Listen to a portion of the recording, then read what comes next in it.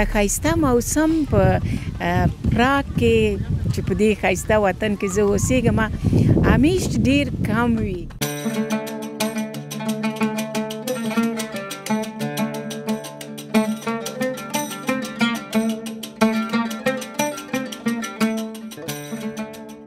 سلامونه ګرانو دوستانو، خوږو افغانانو، خوږو پښتنو. نن د اګست 18 ده. موسم ډیر ښایسته دی، لکه په پراګ کې ډیر زیات ښایسته دی. څرنګه چې موږ هغه وکتل، لکه هواشناسي موسم مې چې ولید، طبیعت داسې ښکارېږي چې نن ماښامه پورې لږ ګرمي شته. نو دا 3 ورځې بیخي داسې ګرمي وه او داسې محسوسوله لکه چې پېښور وي، په پېښور کې اوسېږم. نو نن راووتلم او سال سبا به کیدای شي بارانونه وي او هوا به بدلیږي. دا ښایسته موسم په پراګ کې چې په دې ښایسته وطن کې زه اوسېږم همیش ډېر کم وي. اکثر د دې لکه اوړی ډېر کم وي، د لمرینې ورځې ډېرې کمې وي. او بس دا سږکال یې لږ طبیعت تغییر کړی و. د شنیجي ته راغلم، اوس نورو کلونو کې لکه 2-3 کاله مخکې خو به زه لندن ته، امریکا ته او ځینې نورو پاریس ته، نورو هیوادونو ته په سفر او په چکر د ماشومانو سره تلمه. سږکال مې که رښتیا ووایم جیب مې لږ خالي و او بس لاړم نه. او څه د عمر ډېر مصروفیتونه و، د چکر چېرته لاړو نه.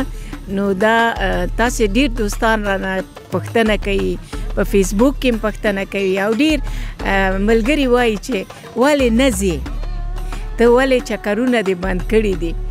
نو ډېر دوستان رانه په همدې باندې خفه دي او د ویډیوګانو په تمه دي.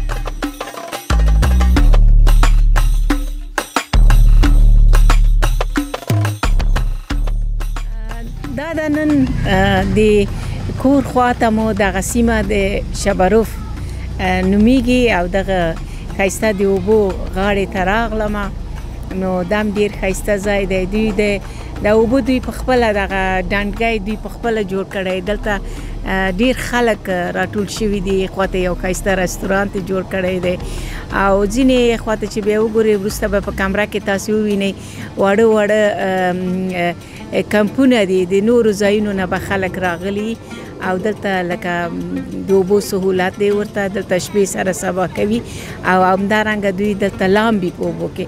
خو په اوبو کې لکه دوی هغه ځایونه چې ژور دي او هلته د یعنې غرقېدو یا د خوږېدو هغه دی، هغو ځایو کې بیا دوی ځینې نښې ایښي دي چې دلته مه راځئ. سږکال مې په خدای باور وکړه، دومره مې کوشش کوو چې ترکیې ته لاړه سمه او ځینې هیوادونه چې زه مینه لرم، ارمان لرم چې هلته سفر وکړم، هلته وګورم د خدای پاک قدرت وګورم چې څنګه ښایسته هیوادونه رقم خلک پیدا کړي دي، د خلک وګورم، د هغوی فرهنګ وګورم او په خپله کمره کې راواخلم، داسې دی درښکاره کړمه. بس الله پاک ویلي چې نه سږکال به ته دلته په پراګ کې تېروې. خو اوس خبره نه یم چې په ژمي کې به زه چېرته سفرونه کوم. انشاءالله د خدای نه ناامیده نه یم، زه به له تاسو سره یم او تاسو ته به ښایسته ځایونه درښکاره کوم. نن نو په همدې د شبروف په دې ښایسته پارک باندې قناعت وکړئ. موسم ډېر ښایسته دی، ډېر شاعرانه دی. باور وکړئ زړه مې داسې خوشحاله شو. تاسو ټولو ته خوشحالي غواړم.